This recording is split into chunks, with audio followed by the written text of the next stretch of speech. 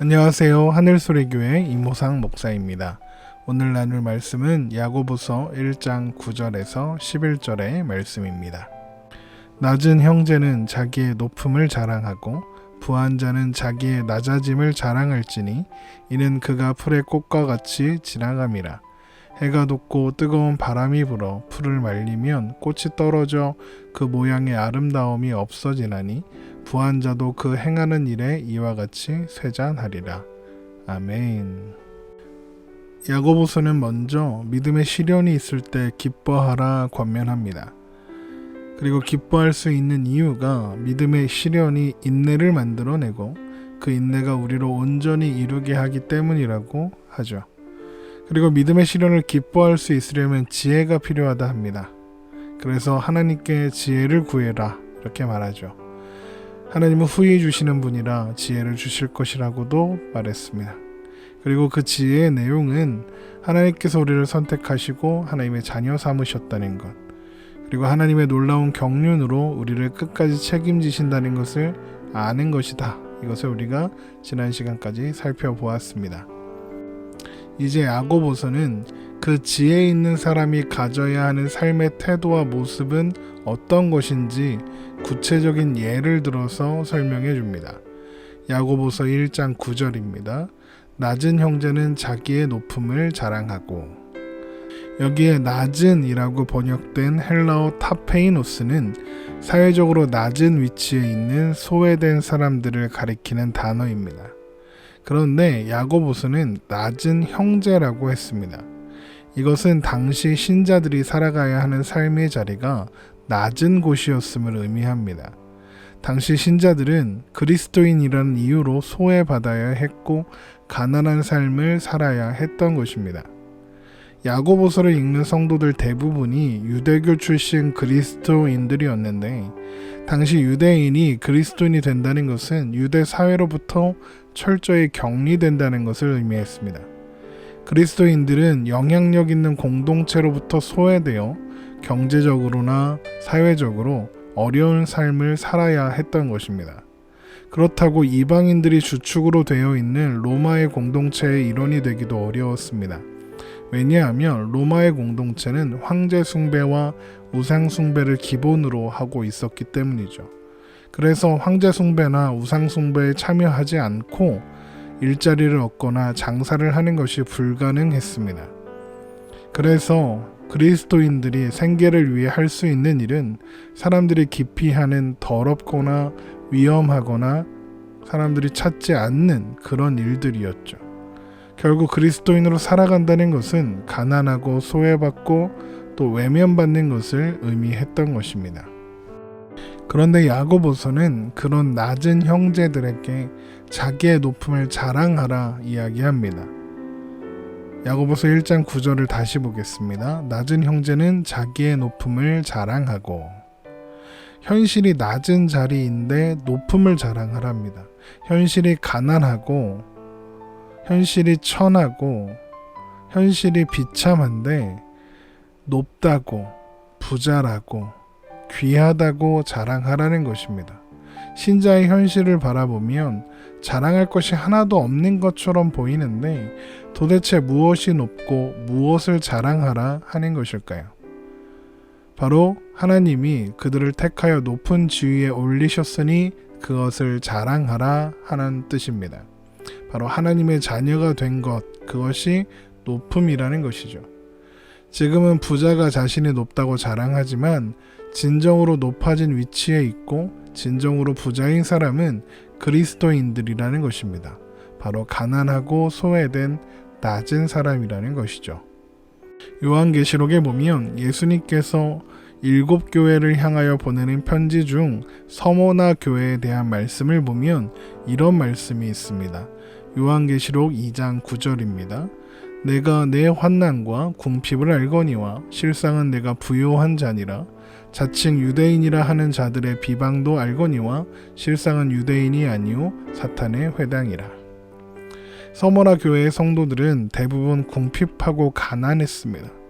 황제 숭배와 우상 숭배를 거절한 대가를 혹독하게 치르고 있었기 때문입니다. 그들은 밥도 제대로 먹을 수 없었고 제대로 된 일도 할 수 없었습니다. 그런데 주님은 그들에게 오히려 부요한 자라고 말씀하십니다. 분명히 장사도 못하고 일도 못하고 돈도 못 벌고 그래서 밥도 제대로 먹을 수 없고 핍박받고 있는 것을 아시면서 예수님께서는 그 상황에서 벗어나게 해주시는 것이 아니라 사실 너희는 부자다 이렇게 말씀하시는 것이죠. 사는 게 힘들어 죽겠는데 부자라니요. 주님은 왜 이런 말씀을 하시는 걸까요? 그것은 신자의 부가 절대로 이 땅에서 가지고 있는 어떤 소유로 측정되는 것이 아니기 때문에 그렇습니다. 히브리서 11장 24절부터 26절의 말씀입니다. 믿음으로 모세는 장성하여 바로의 공주의 아들이라 칭함받기를 거절하고 도리어 하나님의 백성과 함께 고난받기를 잠시 죄악의 낙을 누리는 것보다 더 좋아하고 그리스도를 위하여 받는 수모를 애굽의 모든 보화보다 더 큰 재물로 여겼으니 이는 상주심을 바라봄이라. 모세는 애굽의 모든 보화보다 그리스도를 위하여 받는 수모가 애굽의 모든 보화보다 더 큰 재물로 여겼다 이야기합니다. 예수님 때문에 손해보는 것이 기독교인들의 보화라는 것이죠. 주님을 믿음으로 우리가 당하는 환난이 우리의 재물이고 우리의 보화라는 것입니다. 주님께 순종하기 위해서 손해보는 것이 우리의 재산이고 우리의 부라는 것입니다. 바로 이런 사람들이 부자라는 것이죠. 사도 바울도 이런 고백을 합니다.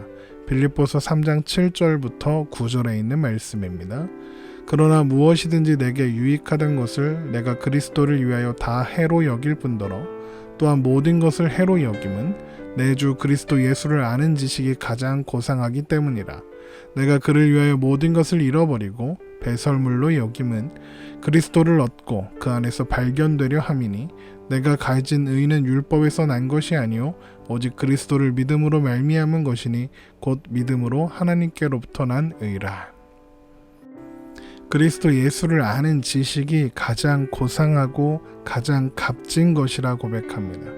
그 외의 모든 것은 이 세상의 성공도, 이 세상의 학벌도, 이 세상의 재물과 부함도, 지위도 다 배설물에 불과한 것이다 이렇게 이야기하는 것이죠. 어떻게 바울은 이런 고백을 할 수 있었던 걸까요? 빌립보서 2장 9절부터 11절입니다.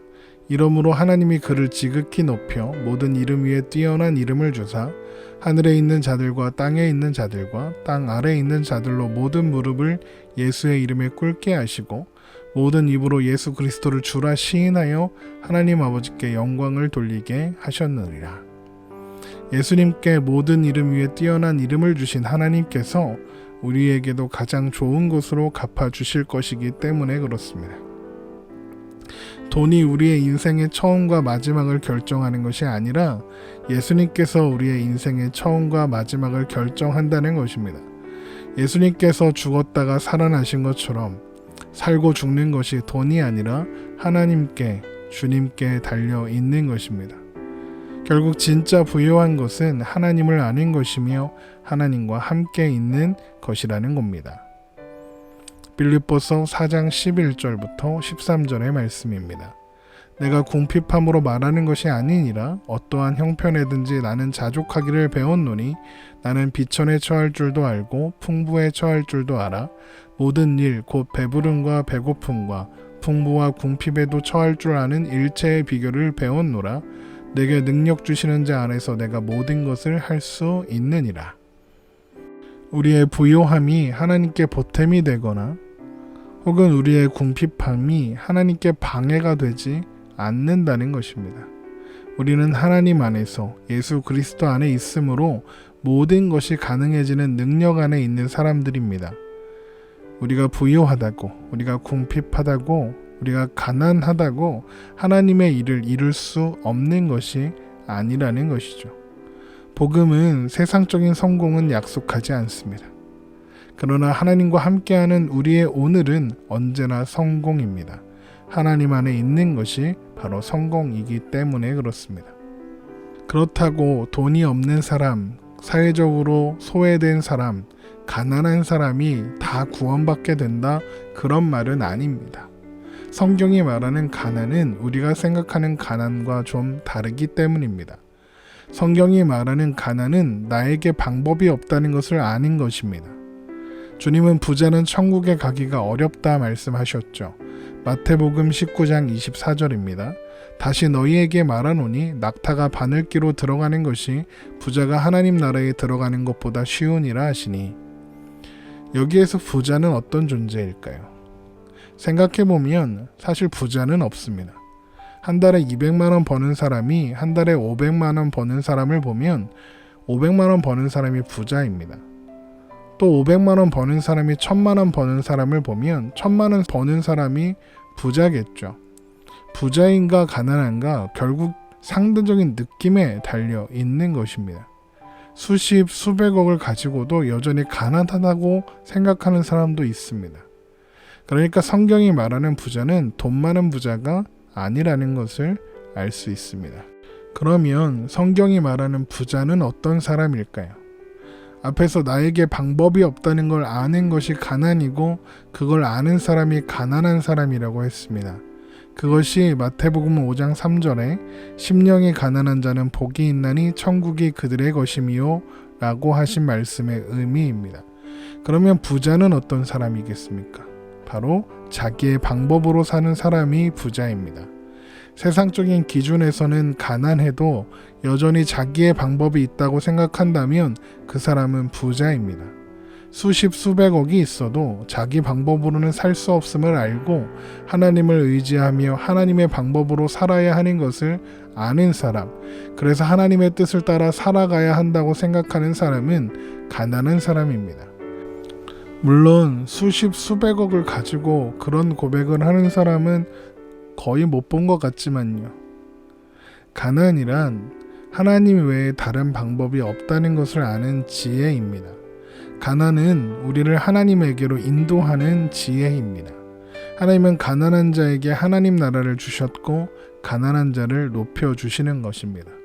야고보서 2장 5절입니다. 내 사랑하는 형제들아 들을지어다. 하나님이 세상에서 가난한 자를 택하사 믿음에 부요하게 하시고 또 자기를 사랑하는 자들에게 약속하신 나라를 상속으로 받게 하지 아니하셨느냐. 그래서 낮은 자는 자랑할 수 있는 것입니다. 비록 낮은 자리에 있지만 나는 낮은 자리에 사는 사람이 아니라 하나님 나라에 사는 사람이니까요.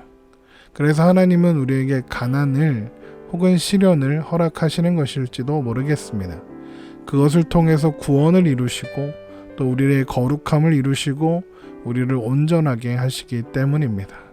그래서 야고보서 1장 4절은 인내를 온전히 이루라. 이는 너희로 온전하고 구비하여 조금도 부족함이 없게 하려 함이라 라고 말씀하고 있는 것이죠.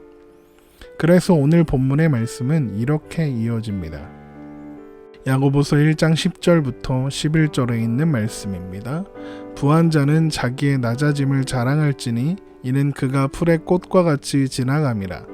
해가 돋고 뜨거운 바람이 불어 풀을 말리면 꽃이 떨어져 그 모양의 아름다움이 없어지나니 부한 자도 그 행하는 일에 이와 같이 쇠잔하리라. 부한 자는 자기의 낮아짐을 자랑해야 한다고 합니다. 왜 그래야 하느냐 하면 그는 풀의 꽃과 같이 지나가기 때문이랍니다. 앞에서는 낮은 형제라고 했는데 여기에서는 부한 자라고 하는 것으로 보아 부한 자는 아직 형제가 아닌 세상에 속한 사람들을 의미하는 것입니다.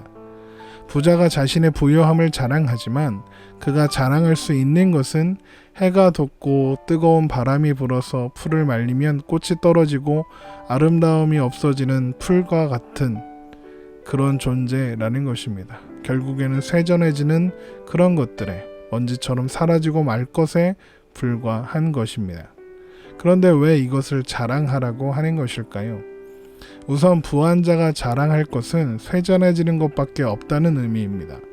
결국 작은 형제처럼 되는 것이 곧 자랑이라는 뜻이죠. 쇠전해지는 것으로 자랑하게 될 것이라는 뜻입니다. 또한 부한 자가 하나님께 부름을 받고 낮아지게 되면 그는 세상에서 누리던 부를 풀처럼 말라져 쇠잔해지는 것을 보게 될 것입니다. 그러나 그는 세상에서의 부는 더 이상 의미가 없고 중요하지 않으며 소망은 하나님께만 있다는 것을 확인하게 될 것입니다. 그래서 부유한 사람은 낮아짐을 자랑할 수 있게 되는 것입니다. 결국 가난이나 부함은 모두 믿음의 시련으로 등장하고 있는 것입니다. 가난한 자는 인생에서 거의 주목을 받지 못할 것입니다. 어려운 삶이라는 시련 가운데 살게 되겠죠. 그러나 가난이라는 믿음의 시련은 인내를 만들고 인내는 그 사람을 온전하게 합니다. 그 시간을 통해서 그 사람은 하나님을 알고 하나님 나라를 상속받으며 영원한 생명을 소유한 자가 되기 때문입니다. 부함 또한 시련입니다. 부한 자는 부함을 자랑할 수 없습니다. 왜냐하면 결국 한순간에 바람으로 마른 풀처럼 되어버리고 말 것들에 불과하니까요. 그러나 그 쇠잔함은 스스로가 아무것도 아님을 알고 하나님의 은혜 앞에 나아가게 하는 통로가 될 것입니다. 그것은 또한 인내를 만들어내고 또한 온전케 하는 시간들이 될 것이죠. 그도 오직 하나님의 은혜로만 구원을 받아 결국 그는 부함이 아니라 하나님을 자랑하게 되는 것입니다. 결국 야고보서는 그리스도인들에게 영원한 것을 얻은 것으로 자랑하라 이렇게 권면하는 것입니다. 또한 영원하지 않을 것을 영원한 것을 위해서 손해보는 것 전혀 아까운 일이 아니다 라고 말하고 있는 것입니다. 신자는 그 존재 자체를 자랑할 수 있는 존재입니다. 왜 그렇습니까? 고린도전서 1장 27절에서 31절의 말씀입니다. 그러나 하나님께서 세상의 미련한 것들을 택하사 지혜 있는 자들을 부끄럽게 하려 하시고 세상의 약한 것들을 택하사 강한 것들을 부끄럽게 하려 하시며 하나님께서 세상의 천한 것들과 멸시받는 것들과 없는 것들을 택하사 있는 것들을 폐하려 하시나니 이는 아무 육체도 하나님 앞에서 자랑하지 못하게 하려 하심이라. 너희는 하나님으로부터 나서 그리스도 예수 안에 있고 예수는 하나님으로부터 나와서 우리에게 지혜와 의로움과 거룩함과 구원함이 되셨으니 기록된 바 자랑하는 자는 주 안에서 자랑하라 함과 같게 하려 함이라. 아무도 주목하지 않는 작고 보잘것없고 미련한 인생을 하나님이 택하여 부르시고 그리스도께서 우리 안에서 지혜와 의로움과 거룩함과 구원함이 되어 주셨기 때문에 우리는 우리의 존재를 자랑할 수 있습니다. 우리의 존재는 우리의 자격과 우리의 조건과 우리의 상황을 통해서 자랑되어지는 존재가 아니라 우리 안에 계시는 그리스도로 말미암아 자랑되어지는 존재이기 때문입니다. 우리가 자랑할 수 있는 우리의 자랑은 모두 전능하신 하나님과 우리를 사랑하시되 죽기까지 사랑하신 예수 그리스도 안에 있는 것이기 때문입니다. 우리가 주 안에 있기 때문에 우리는 그로 말미암아 우리의 존재 자체를 자랑할 수 있게 된 것입니다. 세상의 부함이나 세상의 성공은 결국 마른 풀처럼 순식간에 사라질 것들에 불과합니다. 그러나 우리에게 있는 소망, 우리에게 있는 하나님 나라는 영원한 것입니다. 주님께서 우리를 그토록 귀한 자리로 부르셨습니다. 하나님이 우리를 그 자리에 세우십니다. 우리 바로 그 하나님, 우리 주님을 기뻐하며 또한 그 안에 감사하며 또한 주의 이름을 자랑하며 오늘을 믿음으로 살아가야 하겠습니다. 오늘도 평안한 하루 되시기를 주님의 이름으로 축원합니다.